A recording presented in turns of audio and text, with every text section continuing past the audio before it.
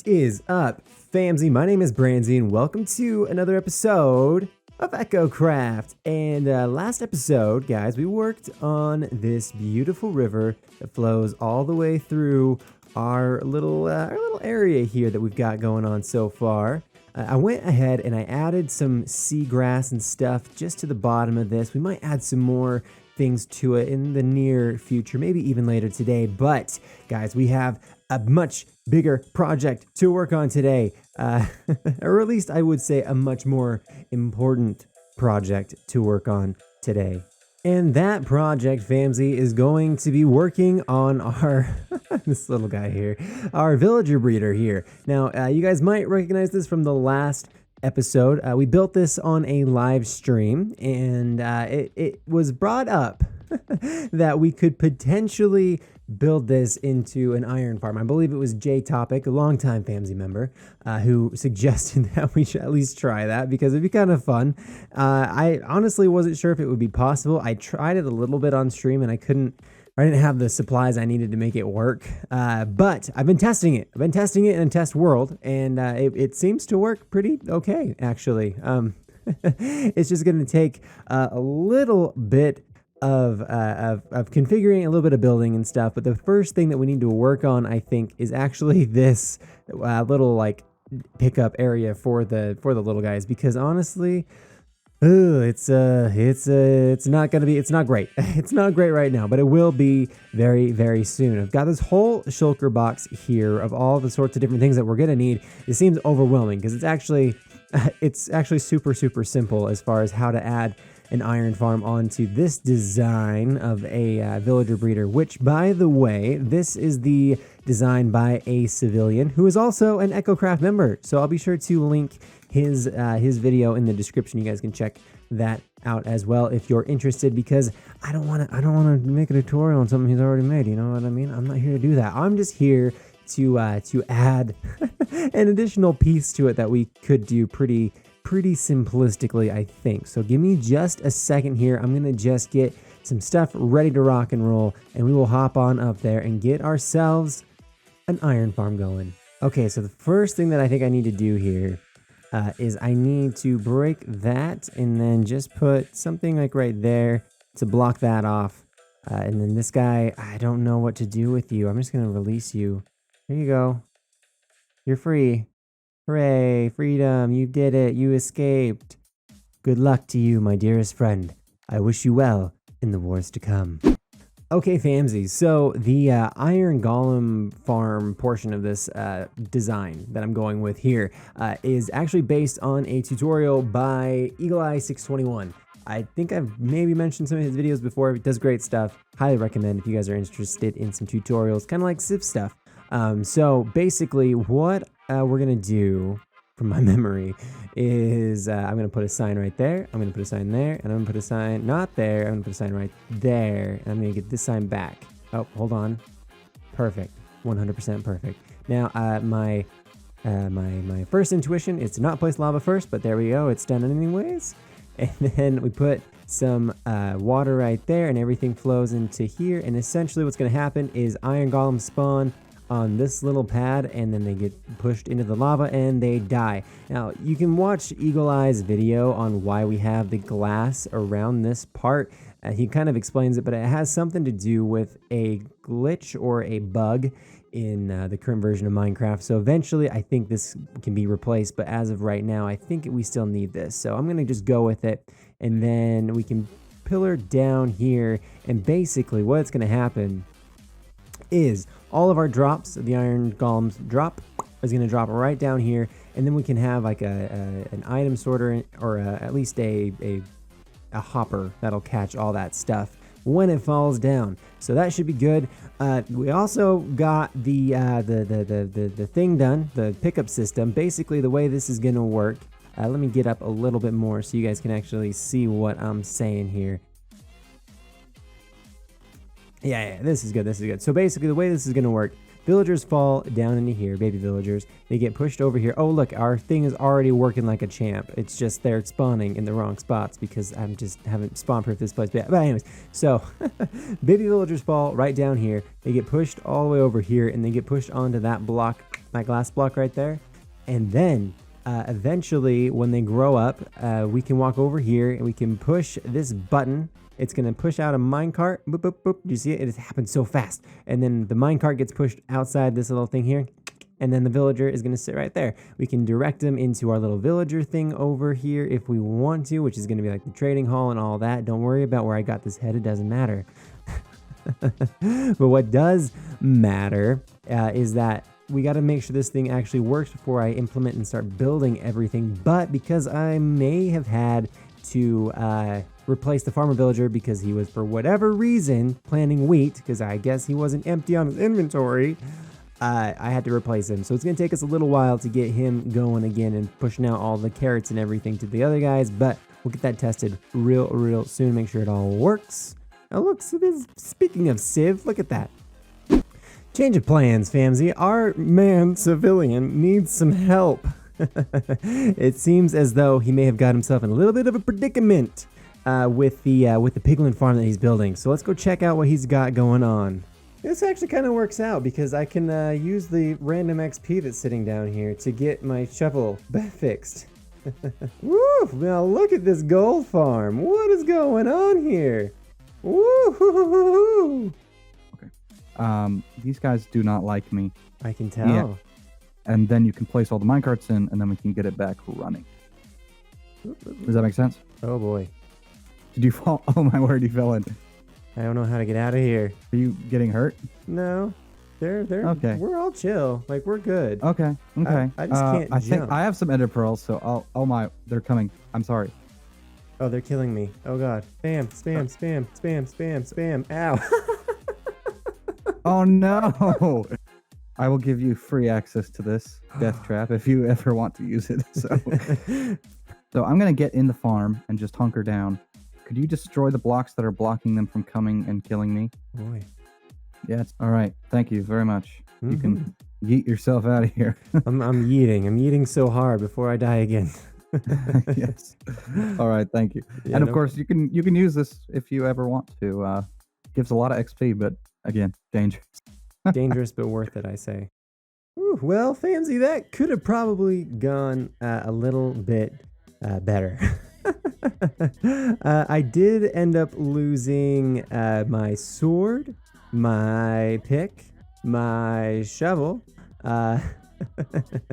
basically anything and everything useful and helpful in today's episode of Ruined and Lost. But that's okay, because we were able to help Civ, and we have been given the privilege of using said farm when we need to. So that's great. That's awesome. That's going to help us out a lot in the future. So we may have lost a few diamonds, but I think it was time well spent. And plus, we got to help Civ out, so it's a good time.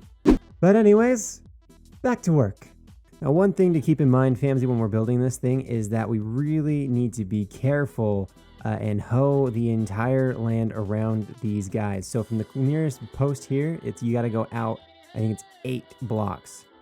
And one thing you can do too is you could just build, and that's what we're going to do for a lot of this area is just build it. But for now, in order to get this thing just running and operating at least a little bit, what I want to do is just get these guys in here, get this area kind of spawn proof for iron golems and stuff, and then we should be ready to rock and roll. Get a zombie inside that little spawner, or inside that little spawner, inside that little composter right there. So I got some zombies here. Let's see if any of them will pick up that dirt. Any of them? Oh, he did. He picked it up. Perfect. I think I have too many zombies. I've made too many friends.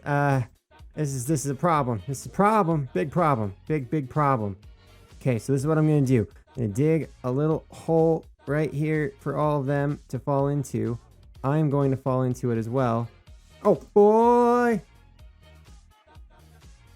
Okay, well that's one way to get rid of a bunch of zombies, right? And look at that, Famsy, it works! Oh my goodness, what a pain in the butt that guy was, but look at this. Oh my gosh, it's working! Working! Don't mind the golem in the river. He's just a little sad because I smacked him in the face a couple times, but we'll be fine. Okay, so that being said, it is time to go to bed before I die again. Okay, so that should catch pretty much everything that falls out of there, I believe. Maybe not everything, but most of the things. So awesome, fantastic. Again, just to I guess reiterate here. When I'm when I'm flattening this area with path blocks and stuff, this is about, I think it's 8 blocks from the nearest villager. So that villager can only get to that point, right? So I have to go out 1 and then 2, 3, 4, 5, 6, 7, 8. And then I also went out a 9th, and that's it's kind of because I miscounted. But essentially that's what you're doing, is making sure that you got a nice 16 by 16 area, or in this case I went 17 by 17 just to center it a little bit better around your farm. So that way the only place that golems can spawn is on your build itself, which is a limiting factor like this guy did right here. You can see like sometimes these guys will spawn in the weirdest little spots. Like you put a transparent block right here, boom, he'll spawn. They don't care, man. They really don't. I think we have pretty much nailed the function of this place, and you can see like I've already went ahead and built like some of the decoration portion of this build, because it's cool to have a build that works really well, but it's even cooler to have a build that looks as cool as it works, right? So that's what I'm going to work on next, is trying to figure out a good way to kind of disguise this thing and make it not look so like Minecraft farmy and more fit the area for what I'm going to start building here. And the theme that I'm going to be going with is more of a Tuscan feel in this area. Before we start building all this stuff and getting this like looking pretty and everything, let me show you first how this thing is working and how I built it. So if you guys want to build it in your world, you can do so as well. Okay, famsy, so basically if you're familiar with a civilian's design, you'll notice that right here is where the slabs over the villagers are, right? This is kind of like our guiding point. And then right here on this block right there is kind of the corner of the crop farm. Okay, so if this is the corner block for the crop farm, what I did is I just went kind of kitty corner, so in one and then in one again, so like corner block, and here is where I started building Eagle Eye 621's iron farm. So basically it's just a 5x5 platform. It's like the exact same dimensions as the crop farm that Civ has for his farm as well, but I just offset it by 1. Now I did that because I wanted to, one, have some variance and some difference in the build, but also because I wanted the hoppers that are going to line right there to collect those drops without having to edit the farm that I had already made right here at all. But in theory you could build it just straight on top of each other as well. Not a huge deal. But like I've been saying, the biggest part or the biggest issue that you'll have with building this is just making sure that anything that you build around it is spawn proof. Now, as far as the zombie goes, he is sitting in a composter 3 blocks away from this block right here. So if there's a block here, there's like 1, 2, and then he's in the composter on the 3rd. So this block is actually exactly level with the block that the beds on Civ's design are sitting on. And that gives him a perfect view to be able to see the villagers and the villagers to be able to see him. And another thing that I had to edit in this design as well is I put an additional villager in the holding cell. So now there's 3 villagers sitting in there. And the reason that I did that is in Eagle Eye's video, he had 3 villagers staring at the zombie. And I didn't want to take the chance and have to design a whole bunch of things to make the farmer villager see this guy as well. It just seemed easier since I already had the villager breeder part going. Just throw another villager in there. So now in total, this design's using 4 villagers, 3 in the holding chamber and 1 as the farmer. But that being said, famsy, I think it's time that we start making this thing look all pretty and everything. So I'm going to start working on all that. Hopefully when you guys come back, we'll have a nice looking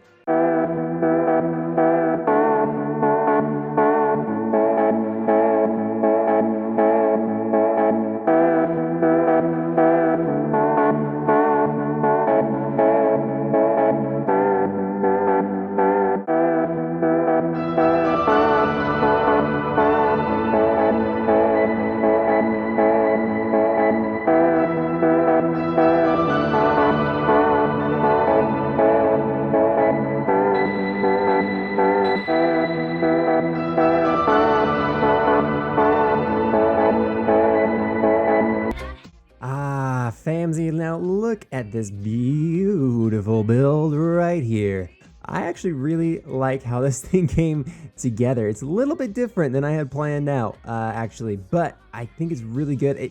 So far, I've only seen one iron golem spawn somewhere where he's not supposed to. So hopefully that's all fixed. Hopefully nothing spawns where it's, not up there around the sky. But that's going to be kind of part of the process, is we're just going to have to replace blocks and things as we find them causing problems in iron golems to spawn where they're, not up there. Anyways, so let's just take a quick look on the inside of this thing and kind of take a look and see how we're doing here. Boom.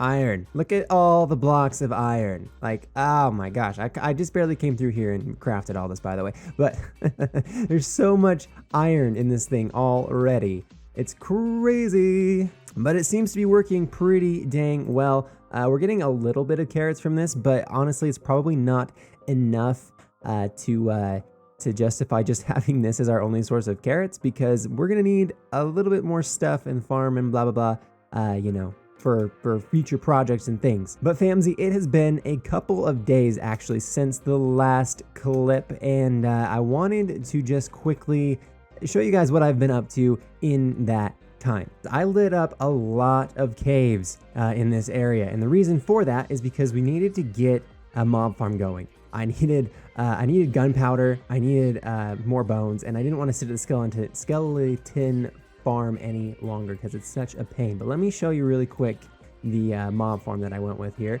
It's a pretty typical modern mob farm design.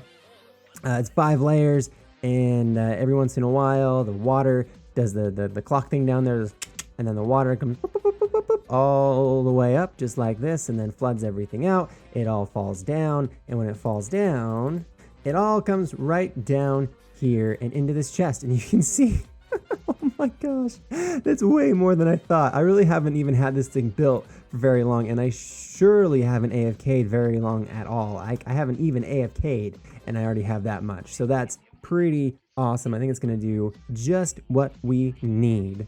And you might also notice, based on the death count here, yeah, I've died a couple more times. That was in the caves, and unfortunately, it meant that I lost my elytra. So I had to go and buy another elytra, and I was very disappointed. But our good friend DC, aka Dr. DC, left me a little care package over here. And let me just tell you guys, DC, you're too kind. You're too kind. This is, by the way, this is first aid kit from the doctor.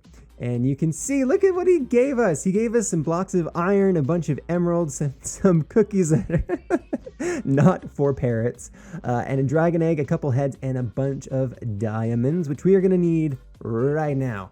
But if you're wondering, the dragon egg and the dragon head, I believe, are used in a bedrock breaking mod pack that we have here. So shout out to DC, man. Thank you so much. You're so kind. The next thing that you'll notice is different is Mr. Lagging Days pointed out how dangerous my nether portal was. So him and I just, quickly just dug me a little portal up here, and that is the old danger route. Oh boy, and now someone has built, oh boy, what is this? I don't understand, but it's beautiful. Nice. Woo, woo, woo. There's an iron golem here. What is happening? Hello. But we had to come to the shopping district because there's so many shops. But this right here, this is the shop that I'm interested in today. And this is the Evolution game. Now, the Evolution game was come up with by Mr. Tree Muffins. Now, he had this suggestion that we kind of have this competition to see who could live the longest, essentially. So basically, you sign up right here for the Evolution game, and you start with no armor. And then if you die, you get to wear leather armor. And if you die again, you get gold armor. And if you die again, you get iron armor. And if you die again, you're out of the competition. So it's kind of like a hardcore type game, but with 1, 2, 3, 4 lives, right? And there's even a little book here that explains it all. And it's a 100-page book. And you know I'm gonna click through all 100 pages, and I swear if there's a smiley face at the end of it, I'm not gonna be a happy boy. There it is. Subscribe to Tree Muffins in person reading this. So comment on the video. I like strawberry leaf flavor. There you go, famsy. Strawberry leaf flavor. Now, now you can see that there's also this this sign for trapping, right? So if you want to get into the trapping side of things, there's no additional like prize for that, but you can, you know, help get rid of some of the people if you want doing that. Now I'm not gonna sign up for trapping because it's you know, it's a great way for me to die, and I'm already gonna die probably a lot. Anyways, I imagine we last a day and a half, but we're gonna give it our best shot. Now the prize for this, what is it? Well, let me show you in the prize box. Yeah, there it is. Bam, it's a lot. Now the cost to sign up for this is 1 diamond block. Now here are the rules to this game. No PvP, elytras are allowed, totems are allowed, but if it activates, it counts as a death. So I do have my totems, but we have to keep track of that. So keep me honest, famsy. Also enchanting is allowed. So, fantastic. And we'll put it in here, put it in the prize box. All right, here we go. And we're gonna go right there, top corner. Bam, that's the Branzy block.